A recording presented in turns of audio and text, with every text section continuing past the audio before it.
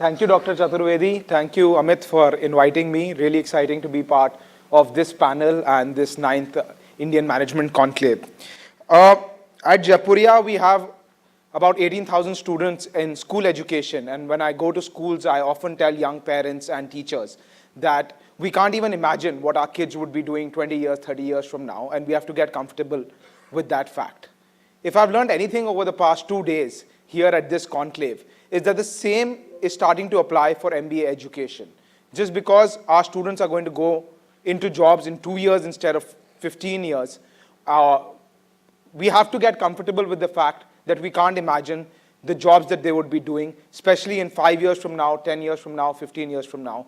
And hopefully as business schools, we are taking the opportunity to educate them for life. So it's a very difficult question to start with. If we don't know what we have to prepare them for, what do we do in the 2 years that they are with us?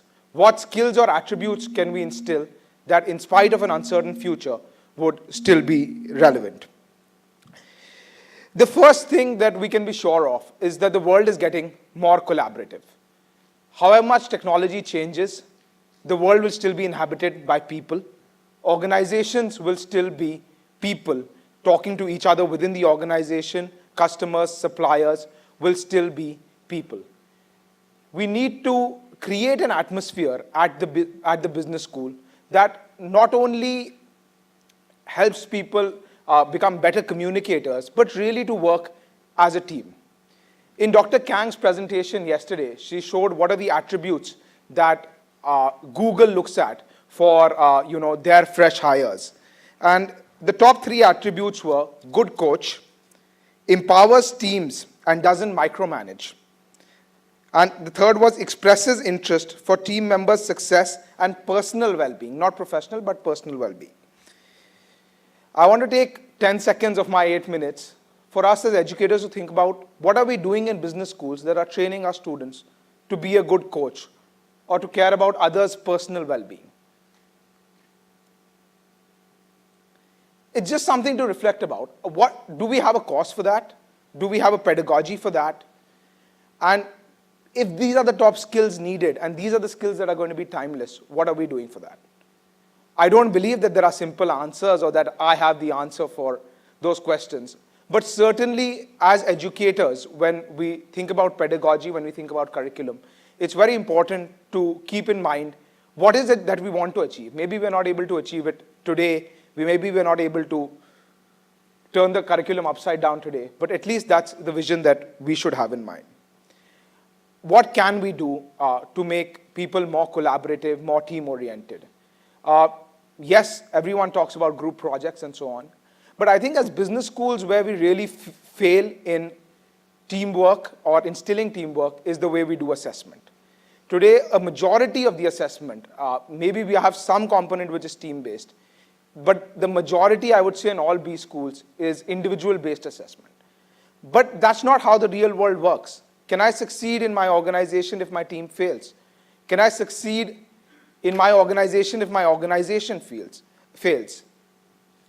Yesterday, I was reading, all the news stories about Jet Airways and, the financial troubles that they are going through. Am I, as a student who goes into Jet Airways, or, many industries and companies will have different successes and failures, am I trained at my B school to be ready to do well at that company, but still accept failure because the organization failed? So team assessments would have their own problems. Certainly they would be more imperfect than individual assessment. But so is the world. So is the organization. At the organization, I can't say that give me a 50% increment or a promotion. It doesn't matter if the organization is failing or the team is failing. So not only do we have to make people better team players in the traditional sense that they can work together, achieve results, but also we need to make people better team players in the sense that they accept the result that the team achieves, even if their performance has been much above average within the team or much below average. And we really have to do a lot of work on our assessment systems. I would ideally like a day when we only have team assessments at MBA schools, because that's how the real world works. The second thing that I want to talk about is self-learning. I think everybody in this conference has talked about how we have to learn, unlearn, relearn. Today, when we hire someone in various fields, I think the one quality that is most important is whether they can learn. And again, as B schools, what are we doing to instill a sense of learning in students? I feel we do too much. We make too much mandatory. We tell students that you have to sit in class for 1,000 hours, 1,200 hours over 2 years. You have to do these assignments. But that's not how organizations work. The difference between just about surviving in an organization and becoming the CEO in 15 years is much larger than the difference of effort put in by a student who gets a C in class and a person who gets an A in class. So we need to create a microsystem of real-world organizations within our campuses if we are really going to instill 21st century skills in our students. And again, I feel we have the ability in some senses to do that better than what we are doing today. I went to business school at NYU Stern, and we used to have a professor, Rubini, who became subsequently famous for predicting the 2008 financial crisis. And just a small example, he was teaching an international macroeconomics class, and the first day we entered class, he said, your first assignment, which is 30% of your final grade, is that you tell us in 6 months what is going to be the inflation rate in the US, what is going to be the dollar, euro, what is going to be the jobs report. He gave us like 10 questions. And we thought, what a lazy professor. He's not taught us anything. But he's telling us to do this assignment on the first day, bring it over to him in 2 weeks before the classes started, and that's going to be 30% of the assessment.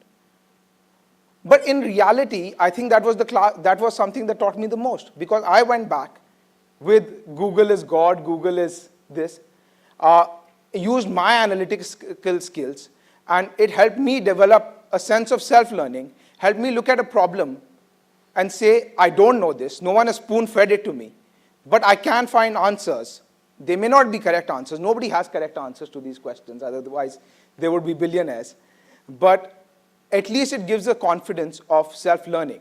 So we need to push not only learning away from the classroom in the sense that students need to do cases or needs to talk more in class, but really we need to put students in situations where we say this is not mandatory, but will you still do it? And that's the only way that we can think about creating leaders. The people who succeed in organizations are, one, those who collaborate, and secondly, who do things that no one asks them to do. So we need to create that sort of atmosphere and microsystem in our MBA schools so that that's really the first taste. In India, most of our students are freshers. That's really the first taste that they are getting, hopefully, of a professional world. And I think we should try harder to make things more collaborative, more team-based, success and failure assessment, and create a wider difference and make things less mandatory so that students who show motivation, self-learning, are the ones that really succeed. And this is going to be hard because it warrants that we as faculty members, as administrators, accept that firstly, the world is imperfect. Things like group assessment are inherently going to be imperfect. And secondly, it's more complex and we have less control over how things are going to run. But that's eventually how things run in organizations. We're all part of organizations. That's what we know about it. Thank you. Thank you, Mr. Jaipuria.